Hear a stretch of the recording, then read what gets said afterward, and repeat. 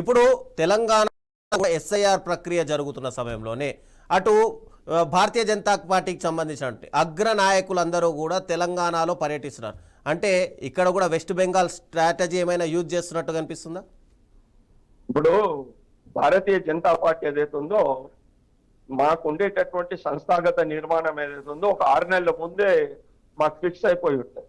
మాకెప్పుడు tours ఉంటాయి. మాకు ఇప్పుడు నేను senior citizen cell state convener గా ఉన్నాను. నేను ఇప్పుడు ఎవరైతే 65 సంవత్సరాల పైన ఉండేటటువంటి వాళ్ళందరినీ కూడా ఈ భారతీయ జనతా పార్టీ స్రవంతిలో కలిపే విధంగా ప్రయత్నం.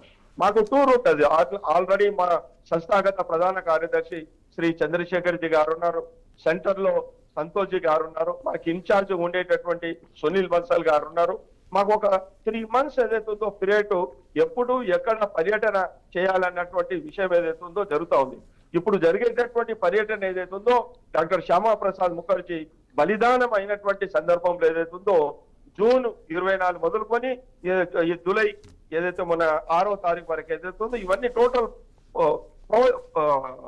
ప్రోగ్రామ్స్. ఇవన్నీ కూడా ఈ ప్రోగ్రామ్స్ లో భాగంగా ఏదైతే ఉందో మా నాయకులందరూ కూడా దేశవ్యాప్తంగా తిరుగుతూ ఉంటారు. ఇక్కడనే కాదు, ప్రతి మా అధికారంలో ఉన్నటువంటి యూపీలో తిరుగుతున్నారు, బెంగాల్లో తిరుగుతున్నారు, రాజస్థాన్ లో తిరుగుతున్నారు. మా పార్టీ శక్తి అంతా ఏదైతే ఉందో ఎప్పటికప్పుడు అందరూ తిరిగేటటువంటి పరిస్థితి. మొన్న సునీల్ బన్సాల్ గారు కూడా రాష్ట్ర కార్యవర్గం ఉంటే వచ్చి అక్కడ దశ దిశ వారు మార్గనిర్దేశం చేయడం జరిగింది. దాంట్లో లేదు. మా దగ్గర ఏదైతే ఉందో మొత్తము మేమేదైతే ఉందో కంప్లీట్ గా పోలింగ్ బూత్ స్థాయి నుండి అదేవిధంగా పార్లమెంట్ స్థాయి వరకు ఏదైతే ఉందో మాకు కరెక్ట్ ప్లానింగ్ ఉంటుంది. షార్ట్ ప్లానింగ్ ఉంటుంది, అదేవిధంగా లాంగ్ ప్లానింగ్ కూడా ఉంటుంది. ఈ షార్ట్ ప్లానింగ్ లో మేము ఏం చేయాలి, లాంగ్ ప్లానింగ్ ఏం చేయాలన్నటువంటిది ఏదైతే ఉందో మా పార్టీ ఎప్పుడు చెప్తా ఉంది. దాని ప్రకారమే టూర్స్. అనుకోకుండా ఎస్ఐఆర్ జరుగుతుంది కాబట్టి ప్రతిపక్ష పార్టీలో ఆ విధమైనటువంటి మాట మాట్లాడుతున్నారు. తప్పకుండా ఏదైతే ఉందో మేము దేశ నాయకులను మేము పిలిపిస్తాము. మమ్మల్ని కూడా మాకు ఏదైతే ఉందో ఎప్పటికప్పుడు గైడ్ లైన్స్ ఇవ్వమని చెప్తాము. దాంట్లో తప్పేం లేదని చెప్పేసి మీతో కోరుతా ఉన్నాను.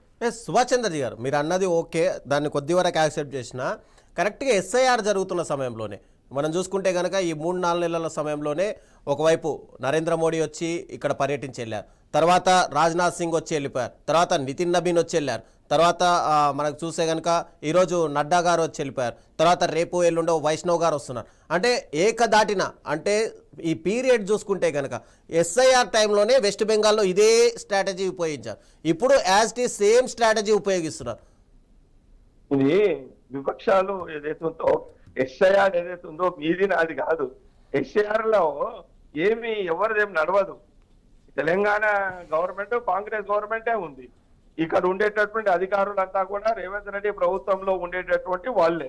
ఎస్ఐఆర్ లో ఎవరు వచ్చి దాంట్లో తారుమారు చేసేటటువంటి దిమ్మికి చేసేటటువంటి పరిస్థితి ఏం లేదు. అక్కడ వెస్ట్ బెంగాల్లో కాలే, ఇంకే రాష్ట్రంలో కాలే, రేపు తెలంగాణలో కూడా ఏం కాదు. ఇప్పుడు ఏదైతే ఉందో ఎందుకంటే దాదాపుగా చాలా సంవత్సరాల తర్వాత ఇప్పుడు రివిజన్ జరుగుతుంది. తప్పేముంది? ఎంతో మంది ఏదైతుందో ఫెయిర్ ఓటర్స్ ఉన్నారు, డెత్ అయినటువంటి వాళ్ళు ఉన్నారు, ట్రాన్స్ఫర్ ఓటర్స్ ఉన్నారు. అదేవిధంగా ఇవి అన్ని ఓటర్స్ ఉండేటటువంటి సమయంలో ఏదైతే ఉందో ఇది తప్పకుండా ప్రక్షాళన జరగవలసిందే.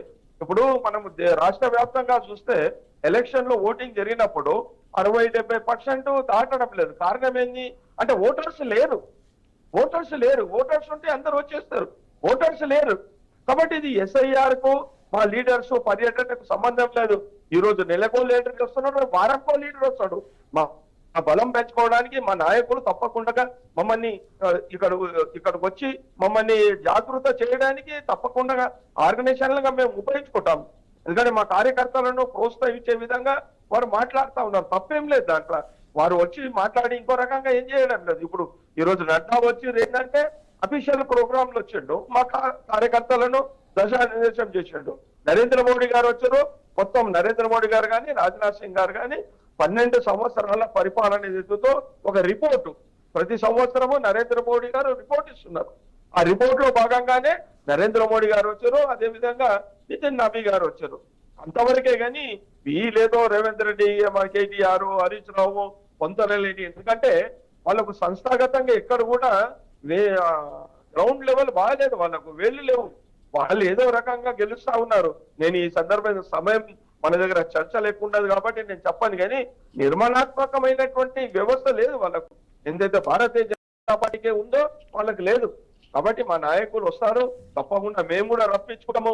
మేము కూడా వాళ్ళ యొక్క సేవలు ఏదైతే ఉందో వాళ్ళ ఎక్స్పీరియన్స్ కూడా మేము ఉపయోగించుకొని రాబోయేటటువంటి రోజుల్లో 100% ఏదైతే ఉందో తెలంగాణలో డబుల్ ఇంజిన్ సర్కార్ భారతీయ జనతా పార్టీ రాబోతుంది. ఎస్, ఉత్తర తెలంగాణలో తప్ప దక్షిణ తెలంగాణలో భారతీయ జనతా పార్టీ గెలిచే అవకాశాలు లేవు. కేవలం అక్కడ మాత్రమే హిందుత్వ ఓట్లతోటి భారతీయ జనతా పార్టీ గెలుస్తుంది.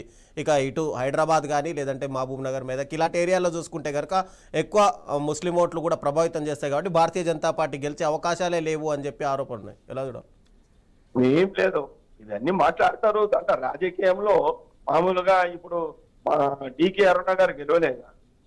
దాని అర్థం ఏముంది? ఇప్పుడు మొత్తం హైదరాబాద్ సిటీలో కిషన్ రెడ్డి గారు గెలవలేదా? అదేవిధంగా మల్కాజ్గిరిలో ఈటల రాజేందర్ గెలవలేదా? ఇది ఎక్కడున్నాయి? ఉత్తర తెలంగాణలో ఉన్నాయి ఈ మూడు ప్రాంతాలు. సుభాష్ చంద్ర గారు ఈ మూడు ప్రాంతాలైతే తెలంగాణలో కదా. ఏవిఎన్ రెడ్డి గారు ఎమ్మెల్సీగా గెలిచారు. సుభాష్ గారు ఒక్క నిమిషం. అంటే కేవలం పార్లమెంట్ ఎన్నికల్లోనే ఇవి అసెంబ్లీ ఎన్నికల్లో లేదు భారతీయ జనతా పార్టీకి.